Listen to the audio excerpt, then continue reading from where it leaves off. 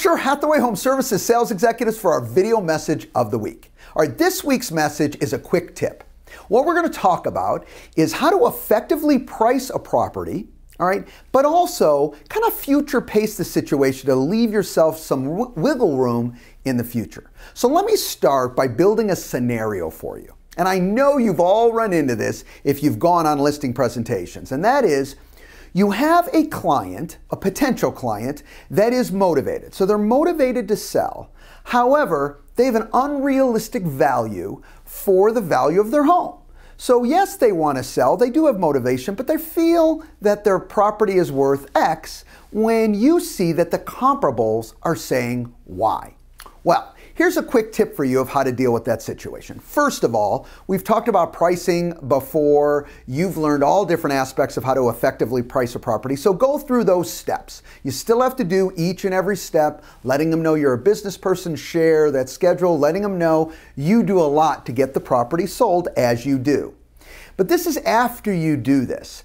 There's a point that some of you utilize, but some of you may not, and this is it.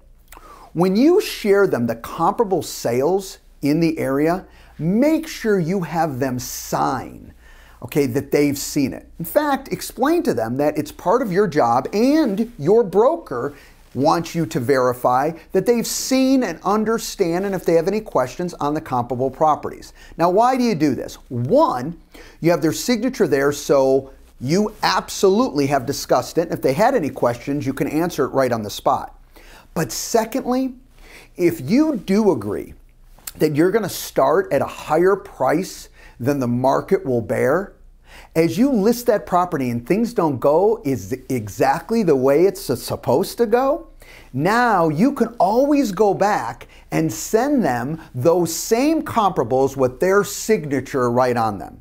You know, Mr. and Mrs. Johnson, remember we discussed what was going on in the market? Now, you felt strongly about starting it here, even though we discussed that, and I totally supported it because the house is beautiful. But as you can see, we're having issues because of that. So here is the comparables, okay, for the property that you signed off. And I've also included some updated comparables so you can see exactly what the market's doing. Think about this. Now, when it's thrusted onto you of why you're not doing your job to get the home sold, you have facts of record that you absolutely could show that you spoke about, all right, that they've signed off to that, remember, okay, we spoke about this. And in some cases, let's say the price they want is really high over the market. Let's say, in your opinion, it's substantially over the market. When they say, you know what, we've been on the market for a month, you can even make a statement and say, you know, Mr. and Mrs. Johnson, to be really upfront with you, we haven't been on the market. What do you mean? I know we're in the MLS. Oh, we're in the MLS, but we're not on the market because we're not in the realm of what the market is selling for your property. And I think that's been the key reason why we haven't had the showings or the success up to this point. You take it off of your back with that same motivation that they have, you now can be more effective at getting your price reduced, getting the right price, the maximum price for them to get their property sold. So we do maximize their equity, but we effectively get the property sold and closed. Have a great week, everybody. Talk to you next week. Bye-bye.